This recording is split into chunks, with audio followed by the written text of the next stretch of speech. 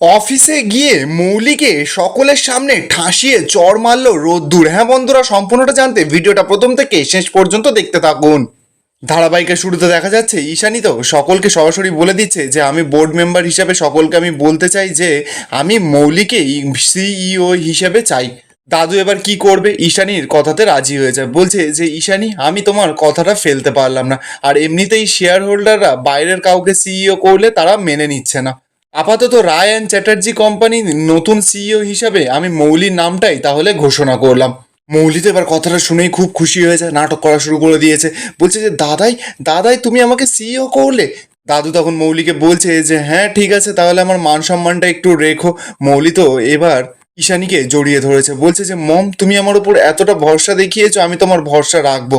অন্যদিকে দেখা যাচ্ছে যে বাণী তো আস্তে আস্তে করে অনিরুদ্ধকে বলছে যে মিস্টার চ্যাটার্জি আমার কিন্তু একদম ভালো লাগছে না। অনিরুদ্ধ তখন বলছে যে হ্যাঁ আমারও তো সেটাই মনে হচ্ছে। বাণী তখন বলছে যে অনেক কষ্ট করে এই কোম্পানিটাকে আমরা বাঁচিয়েছিলাম। অনিরুদ্ধ তখন বলছে যে এবার যাই হয়ে যাক, এই কোম্পানির কোনো ক্ষতি আমি হতে দেব না।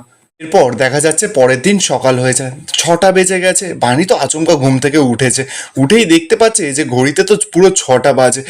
বাণী তো এবার অস্থির হয়ে পড়েছে যে 6টা বেজে গেল, এতটা দেরি হয়ে গেল। ঠিক তখনই তো এবার অনিরুদ্ধ ঘুম থেকে উঠেছে। অনিরুদ্ধ পাশে উঠে বলছে যে বাণী কি হয়েছে? বাণী তখন বলছে যে দেখো না 6টা বেজে গেল, সূর্য উঠে গেছে কখন। অনিরুদ্ধ তখন বলছে যে তুমি কি সূর্যের সঙ্গে কম্পিটিশন করছো? বাণী তখন বলছে যে সেই আবার তুমি শুরু করে দিলে লেগ পুলিং।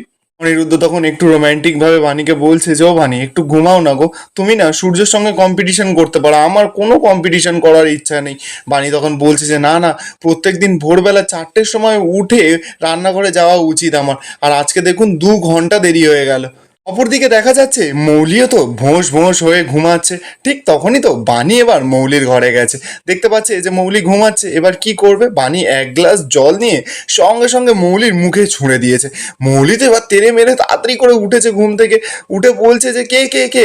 বাণী তখন বলছে যে আমি তোমার মুখে জল দিলাম এই কারণে যে আজকে তো তোমার সিইওর প্রথম দিন, তাহলে লেট হতে দিই কি করে বলো? মৌলি তখন রেগে মেগে বলছে যে তোমার এত বড় সাহস, তোমার না আমি বাণী তখন বলছে যে কি করবে তুমি? তোমার তো যাই করো না কেন আমাকে, তোমাকে তো তাড়াতাড়ি উঠতে হবে, তুমি সিইও বলে কথা। আর এত বেলা পর্যন্ত পড়ে পড়ে ঘুমালে হবে নাকি? অফিসের কিন্তু প্রথম দিন। মৌলি তখন বলছে যে একদম বাজে কথা তোমরা বলবে না, আগে আমার বেড টি আনো, তারপর টিফিন আনো, আমি বিছানায় বসে খাবো, তারপর অফিস যাব। ঠিক তখনই তো সেখানে অনিরুদ্ধ ও মৌলির সমস্ত খাবার দাবার সবকিছু নিয়ে চলে এসেছে, বলছে এই যা এই নাও তোমার টিফিন। তো মৌলি তখন অবাক, বলছে যে এত তাড়াতাড়ি? বাণী তখন বলছে যে হ্যাঁ সিওর জন্য স্পেশাল ব্যবস্থা।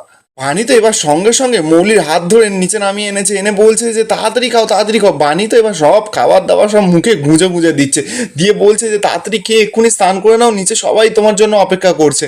মৌলি তখন চেবাচ্ছে আর বলছে যে আরে আমি আগে তো ব্রেকফাস্টটা খেয়ে নিই, তারপর তো স্নান করতে যাব। অনিরুদ্ধ তখন বলছে যে আরে তুমি খেতে খেতে স্নান করবে, এইসব কিছু নিয়ে যাও নিয়ে যাও। অপরদিকে দেখা যাচ্ছে ঈশানী তো বরণ ডালা ফালা সাজিয়েছে, নিচে এসেছে, বলছে যে মৌলি মৌলি, তারপর দেখতে পাচ্ছে মৌলি তো কোথাও নেই। বলছে কি ব্যাপার, মৌলি এখনো আসেনি?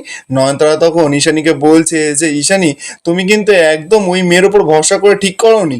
শিবনাথ রায় তোমার কথায় ভরসা করে ওকে সিইও বানিয়ে দিল ঠিকই, কিন্তু ওই মেয়ে কি এত বড় দায়িত্ব সামলাতে পারবে নাকি?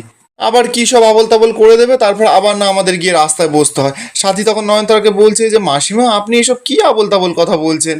ঈশানীও তো অবাক, বলছে ওই মেয়ে ছোট মা, কাল অবধি আপনি যাকে চোখে হারাতেন সেই মেয়ে এখন পর হয়ে গেল। এবার তো সেখানে দাদু এসেছে, দাদু এসে নয়নতারাকে বলছে যে হ্যাঁ নয়নতারা তোমার কি ব্যাপার বলো তো, তোমার ব্যবহার আমারও কেমন গোলমেলে লাগছে। নয়নতারা তখন সরাসরি বলছে যে আমার ব্যাপার স্যাপার ছেড়ে তুমি ওই মেয়ের কথা নিয়ে ভাবো। তখনই তো সেখানে বাণী আর অনিরুদ্ধ নিচে এসেছে। নয়নতারা তখন বাণীকে বলছে যে হ্যাঁ রে বাণী, তুই তো গিয়ে ওকে ডেকে এলি, সেই মেয়ে কি আবার ঘুমিয়ে পড়লো নাকি, যা গিয়ে দেখ। ঠিক তখনই তো দেখা যাচ্ছে মৌলি তো রেডি ফেডি হয়ে একেবারে কোট ফোট পরে চলে এসেছে। সকলকে এসে বলছে যে আমি পুরো রেডি, তবে আমি একটা জিনিস বুঝতে পারছি যে সকলে এখানে একটা জিনিস নিয়ে আলোচনা করছে যে মৌলি এই কাজের জন্য একদম যোগ্য নয়, তাই তো? ঈশানীতে এবার সকলকে বলছে যে কেউ একটা কাজ শুরু করতে যাচ্ছে তাকে বোধহয় ডিমোটিভেট করাটা একদম উচিত নয়। ঈশানী তো এবার মৌলিকে ফুল মিষ্টি দিয়ে আশীর্বাদ করছে, বলছে যে দেখবি সমস্ত কিছু ঠিক হবে, খুব ভালো কাজ হবে। মৌলি তো এবার বাণীকে অর্ডার করছে, বলছে যে বাণী তুমি তাড়াতাড়ি করে আরেকবার আমার ব্রেকফাস্টটা বানিয়ে দাও, ওই ব্রেকফাস্টটা আমি অফিসে নিয়ে গিয়ে আরাম করে খাবো, এখন না আমার আর একদম সময় নেই। নয়নতারা তো অবাক, বলছে যে কেন বাণী তোমার ব্রেকফাস্টটা কেন তৈরি করে দেবে? কখনো এটা হতে পারে না, আমি না তোমাকে খুব ভালো করে চিনি মৌলি, তুমি কি করবার চেষ্টা করছো সেটা আমি খুব ভালো করে বুঝতে পেরেছি। হ্যাঁ, আর একটা কথা তুমি মাথায় রেখো, আমার নাতনিকে কিন্তু একদম অপমান করবার চেষ্টা করবে না। মৌলি তখন বলছে যে আমি তো শুধুমাত্র ব্রেকফাস্ট খেতে চেয়েছি। নয়নতারা তখন সরাসরি বলছে যে ব্রেকফাস্ট খেতে চাইলে নিজে তৈরি করে নাও না। আর একটা কথা শুনে রাখো মৌলি, আজকে তুমি যে কোম্পানির সিইও হতে যাচ্ছ না, সেই কোম্পানিটা আমরা ফেরত পেয়েছিলাম ওই বাণী আর আমার অনিরুদ্ধর জন্য। ঈশানী তখন মৌলিকে বলছে যে থাক, আজকের দিনে আর এইসব ঝগড়াঝাটি করে একদম লাভ নেই, নতুন একটা কাজে যাচ্ছ, খুব মন দিয়ে কাজটা করো, আর আমি তোমার ব্রেকফাস্টটা বানিয়ে দিচ্ছি। মৌলি তখন নাটক করতে করতে ঈশানীকে বলছে যে আজকে থাক মম, আর তোমাকে কিছু বানিয়ে দিতে হবে না, আজকে এমনিতেই আমার দেরি হয়ে গেছে। ঈশানী তখন বলছে যে তুমি যদি কিছু না খেয়ে যাও তাহলে তো আমার খারাপ লাগবে। মৌলি তখন বলছে যে ওই যে প্রসাদ খাইয়ে দিলে ওতেই হবে। দাদু তো এবার মৌলিকে বলছে যে বেস্ট অফ লাক, যদি কোনো অসুবিধা হয় তাহলে কিন্তু আমাকে ফোন করবে। মৌলি তখন বলছে যে হ্যাঁ ঠিক আছে। দাদু তো এবার ওখান থেকে চলে যায়। মৌলি এবার যখনই যেতে যাবে, মৌলি তো আবার নাটক করা শুরু করে দিয়েছে, বলছে যে ই বাবা, আমার তো জুতোর লেসটাই বাঁধতে ভুলে গেছি, দেখেছো মম আমি কিরকম ভাবে ভুলে যাই, এই বানি আমার জুতোর লেসটা একটু বেঁধে দেবে। কথাটা শুনেই তো সকলে চমকে যায়, বাণীও তো চুপ করে আছে। মৌলি তো এবার বাণীকে অপমান করছে, বলছে যে কথাটা কানে যাচ্ছে না, আমি বলছি না যে লেসটা তুমি বেঁধে দাও, এমনিতেই অফিসে আমার দেরি হয়ে গেছে। নয়নতারা তো এবার রেগে যায়, বলছে যে এই বাণী কেন তোমার জুতোর লেসটা বেঁধে দিতে যাবে? মৌলি তখন বলছে যে কেন বাঁধবে না বলো তো, আমি এই কোম্পানির সিইও আর ও এই বাড়ির কাজের লোক, এইটুকু কাজও করবে না? তাহলে আর কি হবে, চলো বাণী তাড়াতাড়ি করে লেসটা বেঁধে দাও। ঈশানীয় তো এবার মৌলিকে বলছে যে কি মৌলি, এসব কি হচ্ছে, তুমি কি কোনো দিনও শুধরাবে না? বাণী তখন বলছে যে ঠিক আছে মা, কোনো সমস্যা নেই। আর মৌলি, তুমি যদি ভাবো যে এই জুতোর লেজ আমি বেঁধে দিলে তাহলে আমি অপমানিত বোধ করব, সেটা কিন্তু ভুল ভাবছো তুমি মৌলি।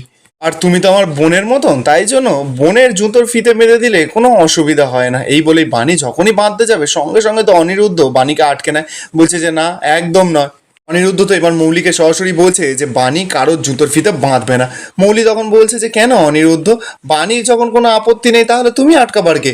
অনিরুদ্ধ তখন বলছে যে কারণ ও ও যাকে বোন বলছে, তুমি কোনোদিনও তাকে বোনের চোখে দেখোইনি। আজ কোম্পানির কিভাবে ভালো হবে সেটা না ভেবে কিভাবে বাণীর ক্ষতি করা যায়, বাণীর অপমান করা যায় সেটা নিয়ে তুমি বেশি ভাবছো। মৌলি তখন চিৎকার করে বলছে যে আমি সিইও, আমি যা বলবো তেমনই হবে। ঈশানী তখন সরাসরি বলছে যে মৌলি, নিজের ব্যবহারটা ঠিক করো কিন্তু। অনিরুদ্ধ তো তখন মৌলিকে বলছে যে তুমি সিইও মানে ভেবো না যে তোমার হাতে সব কিছু, ক্ষমতার অপব্যবহার একদম করবে না।